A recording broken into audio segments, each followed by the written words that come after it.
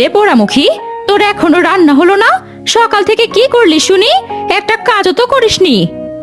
না মা, সব কাজ করেছি, শুধু রান্নাটাই বাকি। এই তো রান্নাও প্রায় শেষ হয়েছে। সব কাজ করেছিস? তাহলে ঘরের দাওয়ায় যে কাপড়গুলো রাখা আছে সেগুলো কি তোর মরা মা এসে ধুয়ে যাবে? তোর বাপও মরলো, সব আপদও জুটেছে আমার কপালে। তা কেন মা, আমি রান্না শেষ করেই ধুয়ে দেব। এক হাতে সব সামলাতে হিমশিম খেয়ে যাই।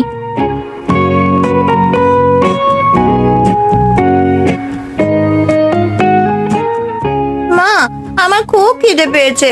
কি রে লাবণ্য, এখনো তো রান্না হয়নি, আমি খাবো কখন শুনি? ও মা, তুমি কিছু বলছো না কেন? আহা মা, তুই আবার রান্নাঘরে আসতে গেলি কেন? তুই যা, ঘরে যা, তোর মুখখানা কালো হয়ে যাবে না আবার। হ্যাঁ বোন, তাই তো, এই আমার হয়ে গেছে। তুই গিয়ে বস, আমি তোকে খেতে দিচ্ছি। মা, বলছিলাম কি, সকাল থেকে তো এত কাজ করছি, খিদেও পেয়েছে খুব। আমিও তোমাদের সাথে বসে একটুখানি খেয়ে নেই, খুব খিদে পেয়েছে। খিদে পেয়েছে, একটুখানি খেয়ে নেই বলি? সাহস তো কম না। যেই দেখেছিস আমার মেয়েটা খেতে বসেছে, অমনি অমনি লোভ ধরে গেল। পোড়ামুখী, আগে গিয়ে কাপড়গুলো ধুয়ে নিয়ে আয়।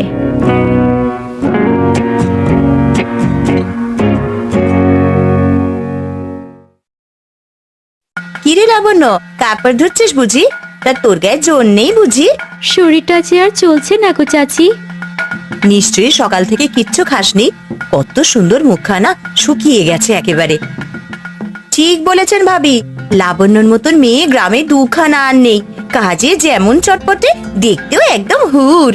তোর বাপ যখন মমতাকে বিয়ে করে আনলো, দেখেই বুঝেছি সাক্ষাৎ দজ্জাল।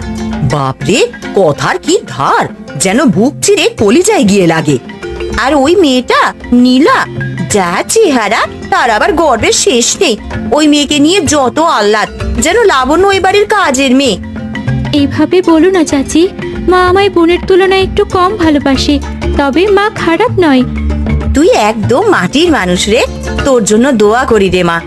যার ঘরের বউ হয়ে যাবি, তারা যেন তোকে আদর যত্নে রাখে। ভাবি, চলুন।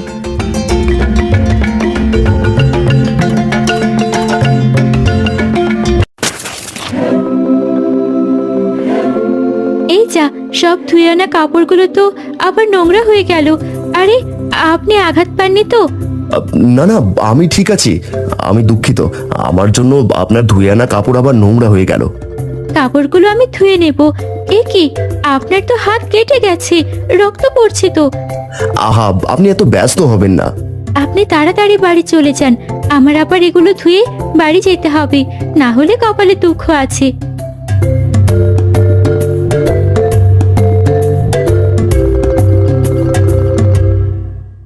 কি করছিস রে বোন? কি সুন্দর দেখাচ্ছে তোকে। সুন্দরকে তো সুন্দর দেখাবেই। আমি কি আর তোর মতন এমন ভিখিরির মতন থাকি নাকি?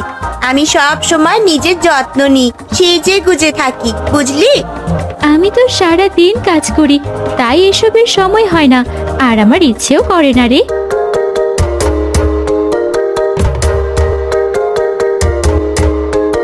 সাজলেই কি তোকে সুন্দর লাগবে নাকি? আমার মেয়ের মতো গ্রামে এত সুন্দর কেউ আছে?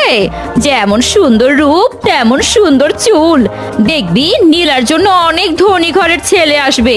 আমিও দোয়া করি মা, বোন ভালো ঘরে যাক। আয় বোন, আমি তোর চুলগুলো সুন্দর করে বেঁধে দেই। দেখিস আবার চুলগুলো ছিঁড়ে দিস না যেন, ভালোভাবে বেঁধে দিবি। ও মা গো, মরে গেলাম গো, মরে গেলাম মা। ও, চুলগুলো সব ছিঁড়ে ফেললো গো। ও,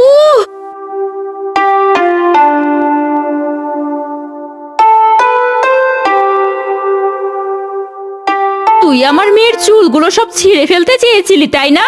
এইবার দেখ কেমন লাগে।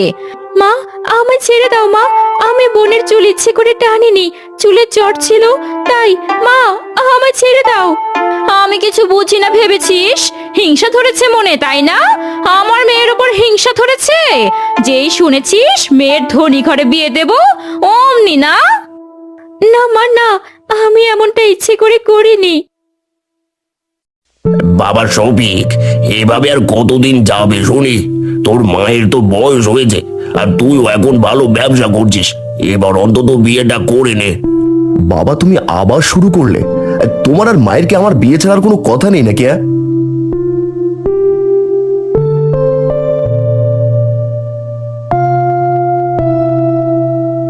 তোর যদি কোনো মেয়ে পছন্দ থাকে তাহলে সেটা আমাদের বল, আমরা তাকেই বউ করে আনি।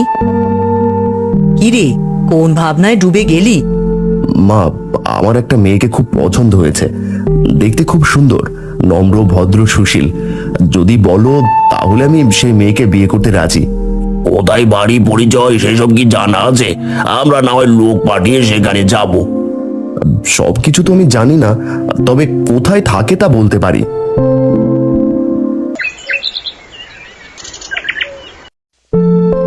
বাড়িতে কেউ আছো নাকি?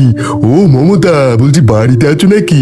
আরে সুখবর নিয়ে এসেছি গো, তাড়াতাড়ি বাইরে এসো। আরে আসছি আসছি। কি হলো কি জহির ভাই, এভাবে ডাকছেন কেন? আরে তোমাদের যে কপাল খুলেছে গো, তোমার মেয়েকে যে ধনী ঘরের ছেলের পছন্দ হয়েছে, কালই দেখতে আসবে বলেছে। কি বলছেন, সত্যি? হ্যাঁ, আমি জানতাম আমার মেয়ের জন্য নিশ্চয়ই ধনী ঘরের ছেলেই আসবে। তাদেরকে আসতে বলুন ভাই। আলহামদুলিল্লাহ, বোনের জন্য সত্যি খুব খুশি লাগছে। এইসব আদিক্ষেতা দেখাতে হবে না। কে জানে তোর নজর লেগে আবার কোনো অঘটন ঘটে। শোন, এখন থেকে আমার মেয়ের কাছ থেকে দূরে দূরে থাকবি। তোর মতো অপয়া মেয়ের ছায়া যেন আমার মেয়ের গায়ে না পড়ে।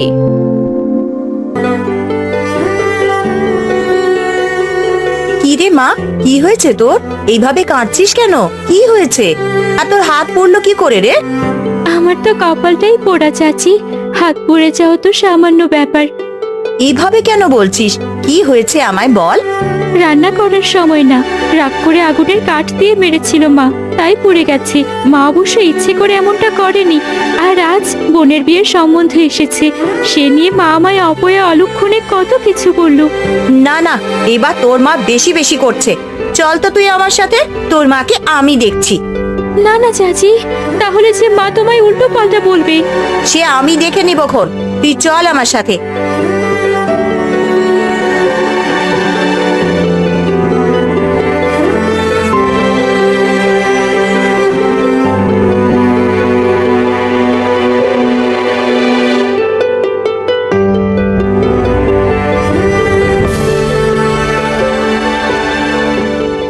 মমতা ভাবি, মমতা ভাবি।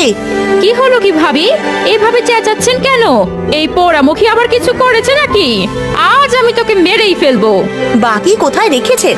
মেয়েটাকে মেরে ফেলার বাকি কোথায় রেখেছেন আর আপনি? রোজ রোজ এত অত্যাচার করলে মেয়েটা বাঁচবে আর কদিন? এই যে মেয়েটার হাত পুড়েছে, সে আপনি দেখেননি? দেখবেন কি করে? দোষী আর নিজের দোষ দেখতে পায় কখনো? ও ফকিন্নির বাচ্চা, আবার গোয়েন্দা লাগিয়ে এনেছিস আমার কথা শোনাতে? মেয়েটার উপরে এত অত্যাচার না করলে কি হয় না ভাবি? গ্রামের সবাই জানে আপনি মেয়েটার উপরে কতটা নির্যাতন করেন। শুনলাম তো নীলার জন্য নাকি বিয়ের ঘর এসছে, তো সেও তো পরের ঘরেই যাবে। ও যেন আবার আপনার মতন না হয়। আমার মেয়ের জন্য ধনী ঘরের লোক এসেছে। মেয়েকে আমার রাজরানীর মতো রাখবে, দেখে নিও তোমরা। এক একজনের হিংসা দেখো। একটা কথা সব সময় মনে রাখবেন ভাবি, অহংকার পতনের মূল। এই চলো সবাই এখান থেকে।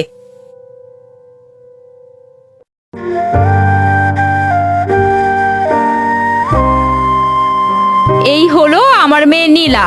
মেয়ে আমার খুব লজ্জাবতী। উনি বুঝি আপনার ছোট মেয়ে?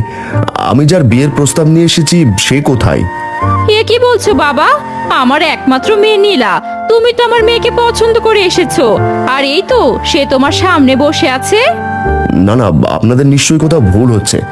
মা, আমরা কি অন্য বাড়িতে চলে এসেছি? কি বলছিস বাবা তুই? তুই যার কথা বলেছিস আমরা তো সেখানেই এসেছি। এই সেই মেয়ে না। আমি যাকে পছন্দ করেছি এ মেয়ে সে নয়। সে নূরের মতো সুন্দর।